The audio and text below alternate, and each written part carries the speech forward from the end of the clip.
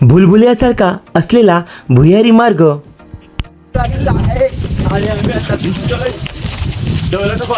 डोंगराच्या आत भुयारी मार्ग थेट किल्ल्यावर जातो. छत्रपती संभाजीनगर येथे असलेला दौलताबाद किल्ला म्हणजे देवगिरी किल्ला. जय शिवराय मित्रांनो, मी अंकुश पाटील आपलं सर्वांचं स्वागत करतो माझ्या चॅनलवर. आज आपण भेट देणार आहोत महाराष्ट्रातील सर्वात अभेद्य किल्ला, सर्वात बुद्धिमान रचनेचा आणि इतिहासात महत्त्वाचं स्थान असलेल्या देवगिरी किल्ल्याला म्हणजेच दौलताबाद किल्ला. छत्रपती संभाजीनगर ह्या जिल्ह्यात 16 किलोमीटर अंतरावर हा किल्ला आहे. ह्या देवगिरी किल्ल्यात एक व्यक्तीला प्रवेश फी म्हणून 25 रुपये प्रमाणे चार्जेस घेतले जातात. चला तर मित्रांनो, आपण जाणून घेऊया ह्या देवगिरी किल्ल्याचा इतिहास. देवगिरी किल्ल्याची उभारणी 12व्या शतकाच्या उत्तरार्धात यादव राजवंशातील राजा भिल्लम पाचवा यांनी केली. त्या काळात देवगिरी हा यादव साम्राज्याची राजधानी होती. व्यापार, संस्कृती आणि संरक्षण ह्या तिन्ही बाबतीत हे शहर अत्यंत समृद्ध होतं. इसवी सन 1296 मध्ये अल्लाउद्दीन खिलजीने देवगिरीवर स्वारी केली होती. त्यानंतर हा किल्ला दिल्ली सल्तनतीच्या ताब्यात गेला. पुढे इसवी सन 1327 मध्ये सुलतान मोहम्मद बिन तुगलक ह्याने दिल्लीची राजधानी देवगिरी येथे हलवण्याचा निर्णय घेतला आणि ह्या शहराचं नाव दौलताबाद असं ठेवण्यात आले. मात्र राजधानी स्थलांतराचा हा निर्णय फार काळ टिकला नाही. पाण्याची कमतरता, लांबचा प्रवास आणि अनेक अडचणीमुळे काही वर्षांनी राजधानी पुन्हा दिल्लीला नेण्यात आली.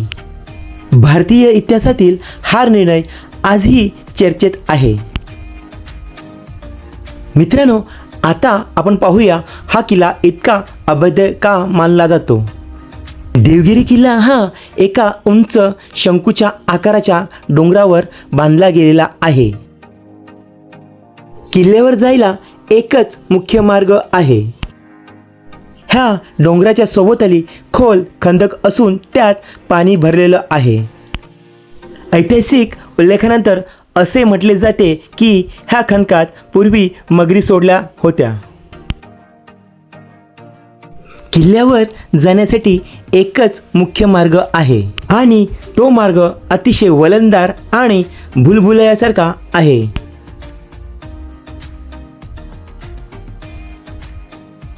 त्यामुळे शत्रूला थेट प्रवेश मिळणं म्हणजे अशक्यच होतं.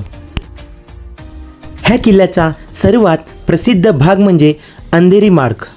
मित्रांनो, हा अंधेरी मार्ग पूर्णपणे अंधारात आहे, परंतु येथे आता विजेची सुविधा केलेली आहे, त्यामुळे इथे प्रकाश दिसतोय. मित्रांनो, व्हिडिओमार्फत मी आपणास सांगू इच्छितो की हा पूर्णपणे भुयारी मार्ग आहे. हा भुयारी मार्गात शत्रू गोंधळून जावा म्हणून त्यात अनेक वळणे, चढउतार आणि दिशाभूल करणारी रचना केली आहे. आजही या मार्गातून जाताना आपल्याला त्या काळातील स्थापत्यकलेचं कौशल्य जाणवतं. मित्रांनो, माझ्या आयुष्यातला हा पहिला एकमेव किल्ला असा ज्याला एवढा मोठा भुयारी मार्ग आहे. आतापर्यंत मी बरेच किल्ले बघितले, परंतु हा असा पहिल्यांदाच किल्ला बघितला. मित्रांनो, देवगिरी किल्ला हा फक्त दगडाचा किल्ला नाही, तर तो आपल्या इतिहासाचा तसेच स्थापत्यकलेचा आणि दूरदृष्टीचा जिवंत पुरावा आहे.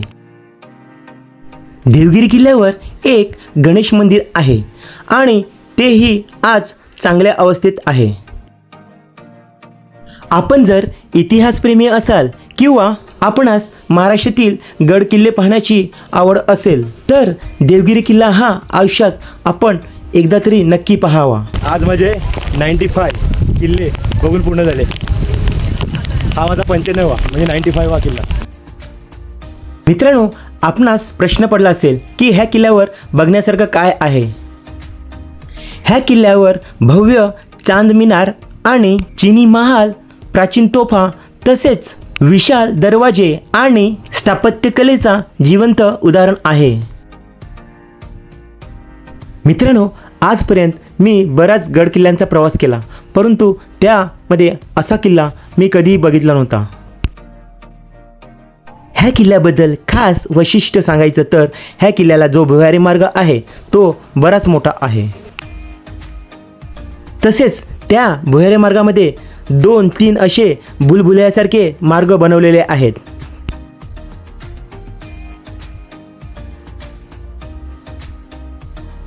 मित्रांनो, ह्या किल्ल्याबद्दल अजून एक सांगायचं तर ह्या किल्ल्यावर बऱ्याच अशा तोफा आपल्याला बघायला भेटतील.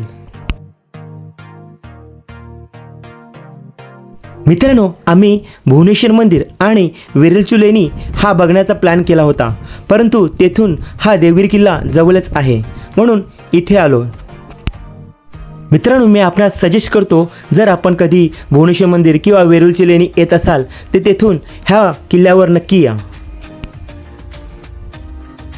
मित्रांनो, तुम्हाला माझा हा व्हिडिओ कसा वाटला आणि मी दिलेली माहिती कशी वाटली हे मला कमेंट्समध्ये नक्की कळवा आणि माझ्या व्हिडिओला लाईक, शेअर, कमेंट्स नक्की करा. धन्यवाद.